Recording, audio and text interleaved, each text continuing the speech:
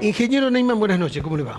Buenas noches, Pedro. Bueno, muchas gracias por estar con nosotros. Gracias a usted y a toda la audiencia de Punto de Partida. Lo hemos convocado por un tema que me parece que no le debe ser muy grato, estas declaraciones de Beatriz Rosqués de Alperovich, ¿no?, sobre el caso Nisman. ¿Cómo la tomó? ¿Cómo repercutió en usted cuando las leyó a las declaraciones? Nosotros nos sentimos identificados con las palabras del gobernador, con las palabras de rechazo hacia esas declaraciones. Es un tema en el que como mínimo hace falta prudencia y nosotros aspiramos a que la ciudadanía esté informada quién fue Alberto Nisman, qué causa esclareció, en qué circunstancias fue asesinado. En fin, entendemos que es un tema donde hay familia. El fiscal Nisman ha dejado su ex esposa, que es muy cercana a nuestra filial de la DAIA, sus hijas, que tienen absoluta conciencia de que su padre fue asesinado. Por lo tanto, nosotros entendemos que hay que ser muy prudentes para ¿Fue un tema de análisis institucionalmente dentro de la DAIA Tucumán? El tema es permanentemente de análisis, Pedro, porque si nosotros encadenamos, todo esto comienza cuando Irán decide poner una bomba en la Mutual Judía de Buenos Aires el 18 de julio de 1994. Después de eso siguió un derrotero judicial. Nosotros como país hemos decidido judicializar esa causa, que ha sido un acto de guerra. Por suerte no hemos tenido ningún presidente lunático que se le ocurra responder ese acto de guerra con una represalia militar. Y decidimos judicializar y tuvimos un fiasco, la causa AMIA 1, la de Galeano, que duró 10 años, que fue una gran mentira y que en el juicio del año 2004 quedan todos absueltos los que realmente eran responsables, como Teleldín, que vendió la Traffic, y los que estaban falsamente imputados por el doctor Galeano, como la policía de la provincia de Buenos Aires. Sí, el único que quedó imputado fue el juez Galeano, todos los demás quedaron... El juez Galeano sobornó a Teleldín, quedó demostrado en el juicio, para que imputara falsamente a 4 policías ex policías de la provincia de Buenos Aires como la supuesta conexión local, lo cual era un invento de Galeano. Muchos habíamos bajado los brazos, habíamos perdido la esperanza de que se haga justicia, y en el año 2004 el expresidente Néstor Kirchner crea la Unidad Fiscal Especial de Investigación del Atentado a la AMIA, que nos sorprendió a todos. Bien, recordemos a la gente, Fabián, la unidad fiscal esta que se crea a los 10 años de la AMIA, porque ustedes presionan y dicen esto no puede quedar así. Entonces el presidente Kirchner dijo, hagamos una unidad fiscal exclusivamente para la AMIA, y ahí lo nombran... Por presiones de la comunidad y por presiones internacionales, Pedro, y por pedidos internacionales que recibe el expresidente Néstor Kirchner. ¿Ustedes reconocen que el grueso de la Argentina los acompañó permanentemente en el clamor de justicia y de verdad en esto, ¿no? Absolutamente, Pedro. Absolutamente, hay un clamor de la ciudadanía argentina. Verdad ya tenemos en la causa AMIA desde hace más de una década, gracias al asesinado fiscal Nisman.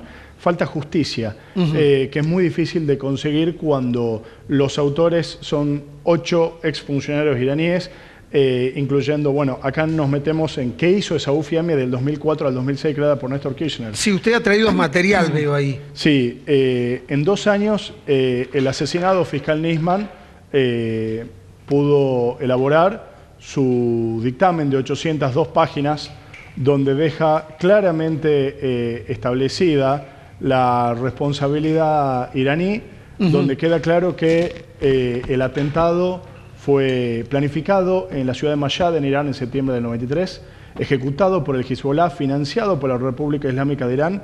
La conexión, la tan buscada conexión local, era la embajada de Irán en Buenos Aires, en la persona de su agregado cultural Mohsen Rabbani, y el nombre del suicida, homicida, que asesinó a sangre fría 85 personas y se suicida él mismo ese día, era el ciudadano libanés de 21 años, Ibrahim Hussein Berro. Todo eso fue claramente dictaminado por el fiscal Alberto Nisman en su magistral dictamen, y novelado por Gustavo Perednik en su libro Matar sin que se note, que apareció en el año 2009, para que nosotros los no abogados podamos entender qué dijo Nisman sobre el atentado a la AMIA y quiénes fueron los que volaron la AMIA. Bien, es bueno recordarle a la gente que ese dictamen de Nisman se basa sobre 40.000 escuchas al mano derecha del que fue el cerebro de este atentado. Y ahí se armó toda la historia de la relación que había entre el gobierno de Irán y los funcionarios argentinos. Nisman lo que hace, Pedro, es la tarea de fiscal. Hemos tenido un fiscal heroico que hizo aquello para lo que se le pagaba. Nisman entrecruzó llamadas telefónicas de 10 años antes, él asume en el 2004 la Fiscalía, entrecruza llamadas telefónicas del año 94, movimientos de cuentas bancarias, pasajes aéreos, todo eso entrecruzado con información de inteligencia.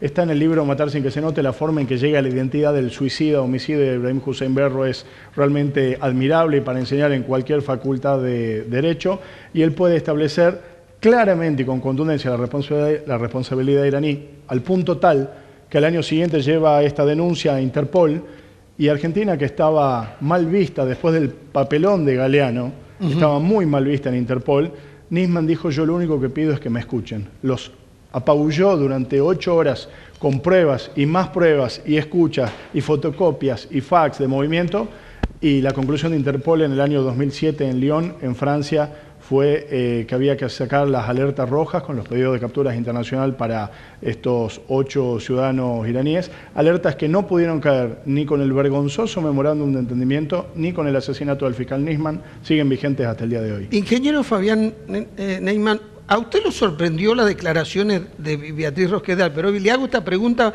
porque ella apoyó el memorándum. Usted sabe, Pedro, yo quiero ser prudente. La presidenta del justicialismo tucumano tiene familia y Tucumán es chico, y nosotros tratamos de no olvidarnos que ella tiene familia, aunque a veces con declaraciones poco felices y desafortunadas como esta, quizás hay gente que se está olvidando de que el fiscal Nisman ha dejado 2 hijas huérfanas de padre.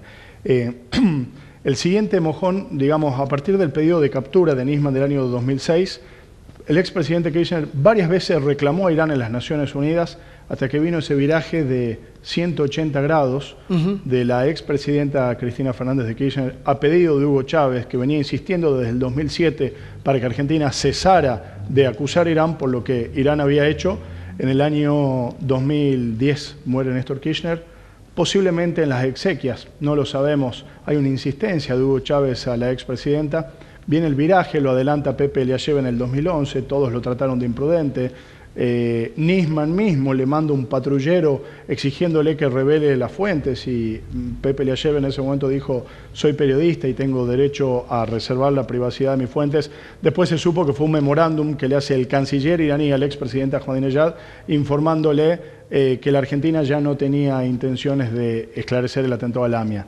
Ahí viene toda la cocina del vergonzoso memorándum de entendimiento que firma nuestra Argentina con la República Islámica de Irán, promotora del terrorismo internacional, negadora de la Shoah, negadora del Holocausto, donde claramente el gobierno anterior que tuvimos en nuestro país quiso aliarse con los asesinos de la AMIA para, en fin, para darles impunidad. El fiscal Nisman, a partir del año 2013, de la firma del memorándum, se puso inmediatamente a trabajar en ver qué había detrás de ese memorándum. Y estaba intervenido el teléfono de quien ocupa el lugar de Mohsen Rabbani, después que Mohsen Rabbani es expulsado de la Argentina en vez de ser detenido. Tenía impunidad diplomática Mohsen Rabbani y vivió entre nosotros hasta diciembre del año 97. Que para ustedes es el autor intelectual. Es la conexión local. Conexión local. Es la conexión local. Mohsen Rabbani es la conexión local, lo tuvimos en Buenos Aires hasta diciembre del 97. Sí. Al señor no se lo podía tocar porque gozaba de impunidad diplomática. Tenemos que ver qué hacemos con nuestras leyes respecto de diplomáticos extranjeros que ejercen terrorismo en nuestro país. Su lugar fue ocupado por Yusuf Khalil, y de las escuchas a Yusuf Khalil... Escucha durante 2 años. Durante 2 años. Del 2012 al 2014. Del 2013 al 2015, digamos, desde enero del 2013, de la firma del memorracho, sí, hasta el año 2015, hay escuchas telefónicas de Yusuf Khalil, de las cuales estuvieron, todos pudimos escuchar, la gran mayoría, después del asesinato de Nisman, estuvieron publicadas. Sí, estuvieron en YouTube, uno podía acceder.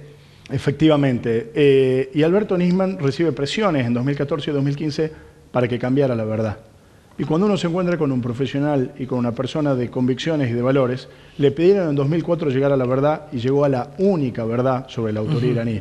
Por lo tanto, el fiscal Nisman mal iba a ir en contra de su propio trabajo a inventar verdades que convenían políticamente aquí o allá. Él se mantuvo en la postura investigando qué era esta cesión de soberanía que la Argentina hacía para con Irán, con el vergonzoso memorándum, ya lo hemos calificado. y él encuentra que la expresidenta y el ex canciller eran directamente parte de, eran los promotores de un plan para dar impunidad a los iraníes. Presenta su denuncia y fue cobardemente asesinado en el año 2015. Hay más de 40 pruebas sobre ello. Hay otro libro ahora del mismo autor, el libro Morir por la Argentina, Morir por la Argentina, de Gustavo Perednik. Sí, que lo vino a presentar a Tucumán hace unos meses, ¿no? Estuvo con Sandra Arroyo Salgado hace poco presentándolo. Ustedes lo pueden conseguir en, bueno, perdón por decir, en la librería La Feria del Libro de la calle Muñecas al 200, donde Perednik traza las circunstancias que llevaron al asesinato del fiscal Nisman, las más de 40 pruebas que hay, el barrido electrónico que se hace, donde no se encuentran señales de pólvora en la mano del fiscal Nisman. Él era diestro, el arma aparece a la izquierda. Sería aparentemente, según los suicidistas, el primer suicida que después de hacerlo se levanta a formatear su propio celular y su propia computadora para borrar todos los datos. Sí, dicen que las últimas llamadas que tenía su celular eran de horas anteriores a que él habría muerto. Pedro, yo pido disculpas por la ironía en la que acabo de incurrir sobre el primer suicida que borra su propio celular. Yo mismo me he mandado mensajes de WhatsApp con el fiscal Nisman 2 días antes de su asesinato, porque según mi hipótesis, el fiscal fue asesinado el día sábado y no el día domingo, quizás con eso algunas horas. El día jueves yo me he mandado WhatsApp con él y nunca he sido llamado a declarar en ninguna fiscalía, porque su teléfono estaba en blanco. Sí, ¿cuál fue el motivo por el cual usted se comunicó con él? Felicitarlo por la valentía que tenía, alentarlo a que siguiese adelante con su investigación. Iba a poner la frase caiga quien caiga, y me acuerdo que le escribí le cueste a quien le cueste. Y Alberto Nisman era una persona hiperconectada, estaba todo el tiempo conectado, y hasta gente a la que conocía poco, como es el caso de mi persona, a los pocos minutos, en esos días que estaba en el Candelero, me manda un escueto, gracias Fabián. Eso no es lo importante, Pedro, es que su celular fue formateado y está determinado por los peritos informáticos que tanto su computadora como su celular se borran todos sus datos después de la hora donde él recibe el disparo. Entonces, hay una cantidad de pruebas contundentes de que el fiscal Nisman ha sido asesinado. Fabián, se nos acaba el tiempo. La buena noticia que hay después de todo este tránsito tenebroso que tuvo la causa AMIA, es que la causa Nisman la vuelve a reabrir la Sala 1 de la Cámara de Casación Penal. Quizás a lo que se quisieron referir ayer con estas palabras poco felices, lamentablemente un fiscal asesinado no puede ser resucitado. Aunque él haya resucitado la causa AMIA, que estaba muerta después de lo de Galeano, la causa judicial por el asesinato de Nisman, por suerte, gracias a que finalmente funcionaron los resortes republicanos, no necesita ser resucitada porque siempre estuvo viva, gracias a la ex esposa del fiscal, a la doctora Arroyo Salgado, a las instituciones centrales judías que han insistido permanentemente por esto, y posiblemente en poco tiempo tengamos las pericias de gendarmería que adelantaron los medios, donde se establece fehacientemente que el fiscal ha sido asesinado.